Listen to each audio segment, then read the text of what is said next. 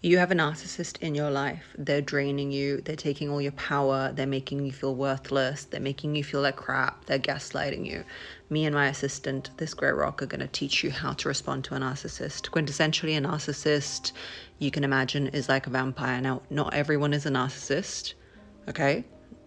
As much as social media would like you to believe it, not everyone is a narcissist. But if anybody, malignant personality type, narcissist, somebody who's just trying to drain you, comes into your life, you are going to do what this assistant is doing. You're going to use the grey rock method. It's the only and most powerful way to react to a narcissist. What is this grey rock doing? It's not reactive. It's boring. It's plain. It doesn't have strong opinions. When the malignant person comes to you and tells you some obnoxious fact, blames you for something, gaslights you, you're going to be like this grey rock. You're going to just, okay, yes, that's nice. No emotion, no strong reactions, nothing. They will eventually get infuriated, but then fall away. They will eventually stop draining your blood. And the best part of it is you get to keep your goodness for yourself. You see this rock? This is why he's my assistant. He's very clever. He keeps all these gems, all these diamonds in there to himself, and he does not waste it on the narcissist, because all that person will do is take all of that magic, drain it, and turn you into nothing. So turn your back, be the grey rock, use this method. Don't react strongly. Don't react to what they're saying. They want a reaction, because when you show that emotion, that's when they're thriving. So just no reaction. Grey rock method.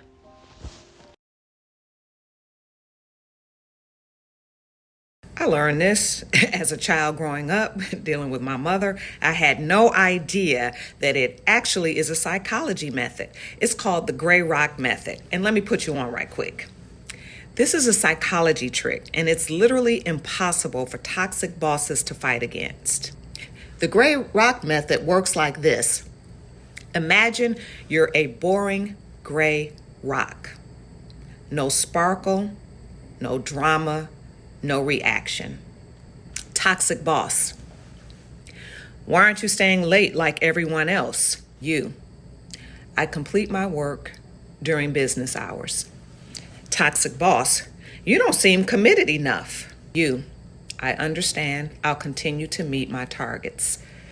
Toxic boss. Noted. Let me tell you why this works. Because narcissists feed off emotional reactions. You have no reaction, they have no power. They literally get bored and find a new target. But the secret is that you have to master these 3 moves to be effective. 1 is boring body language. 2, monotone voice. And 3, basic responses. And the key, you must be consistent. 1 emotional reaction and you're back to square one. So instead of, this is so unfair, you say, I understand. Instead of, but that's not my job, you say, I'll check my capacity. Instead of emotional explanation, say, noted. Thanks for letting me know. This method is literally psychological defense. Only use it with toxic people you can't avoid. What not to do with a narcissist. First, you have to stop debating reality, because you have to understand they don't live in it. They literally have broken reality testing. They live in an inverted bubble called the pathological grandiose self. This is how they protect against reality. Their psychic dynamics are stunted and juvenile, so they can never fathom that they are the problem in any situation, because they're filled with what's called alloplastic defenses. That means blame the environment, blame the circumstances, blame the people. Anything that they do that is not perfect, they confabulate details in real time, subconsciously, by coming up with believable alterations. They're selling themselves, essentially, to come up with a way where they're not the bad person, that the other situation, circumstance, or people are the bad people in this situation. They project and they don't even realize it, which is why you have to be careful of taking them seriously in reality at all, because there's a phenomenon called projective identification, where you're going to not even know it, but slowly start to become confused, thinking that their projections are your feelings, your reality, your insecurities until you get to a point where you feel like you've totally lost yourself, essentially trading places with the narcissist. Stop trying to hold them accountable. They cannot do it. It will just result in Darvo, where they deny, attack, reverse the roles of the victim and the oppressor.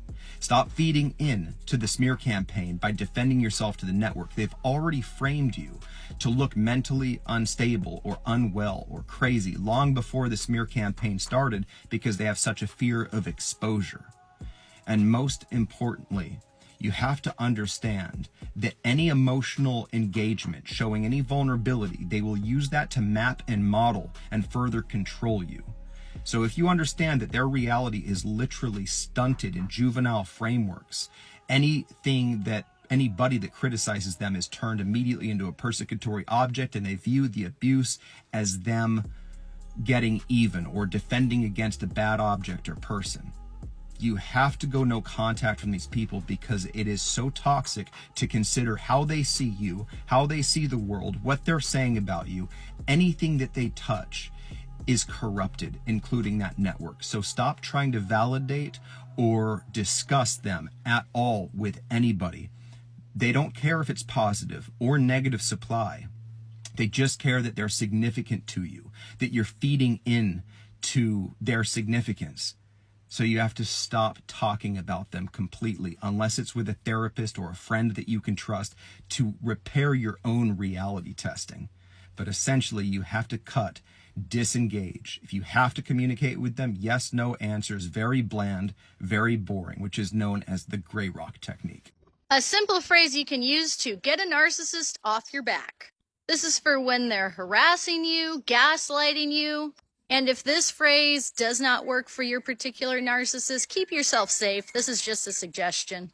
Because you chose blank, I will now blankety blank. That's the formula. Because you chose to call me bad names, I will now be leaving the room. Because you chose to cheat on me, I will now be exiting the relationship. This is wording that's really good for coworkers. Like if you have a narc coworker who is trying to smear you to your boss, and they're saying, oh, they didn't keep me in the loop about this project.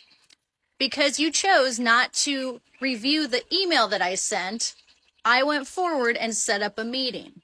This is the kind of rhetoric that parents use on toddlers, right? Because you had a tantrum, now you don't get candy after dinner.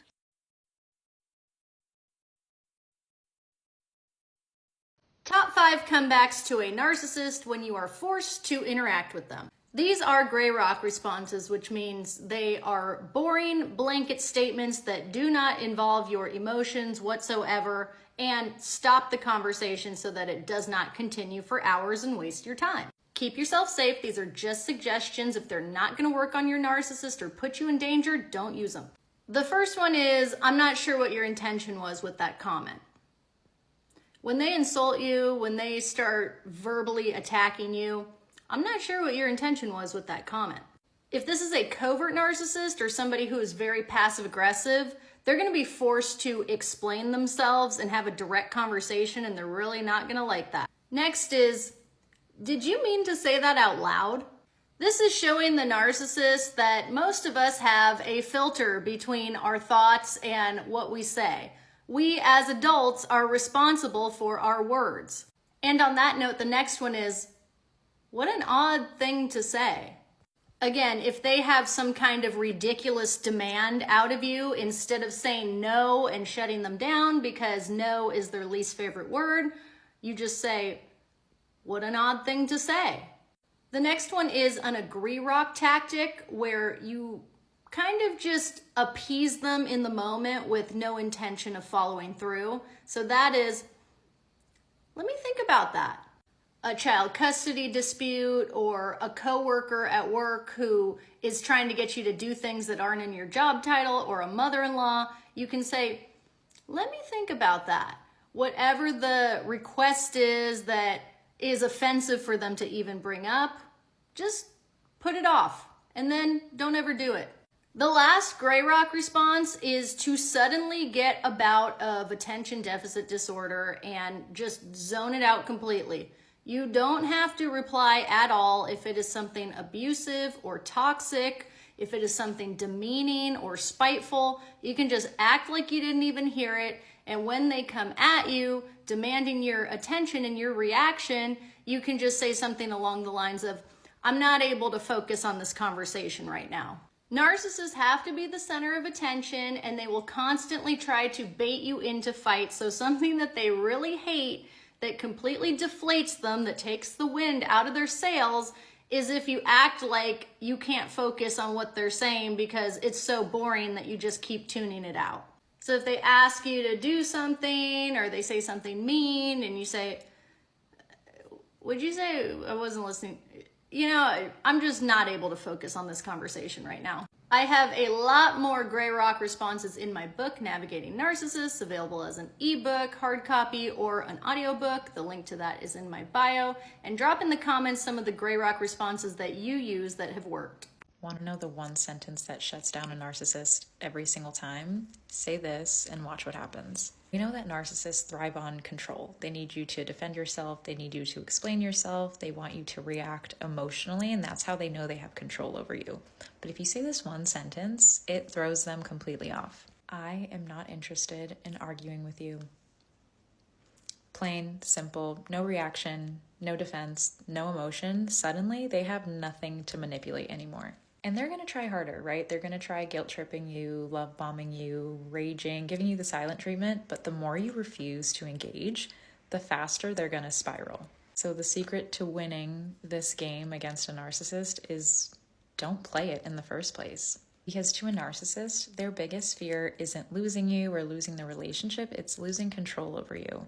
And that's why they don't apologize. They manipulate because they don't respect your boundaries. They test them. They don't love you. They use you. And the second that you stop playing their game, that's when you take your power back.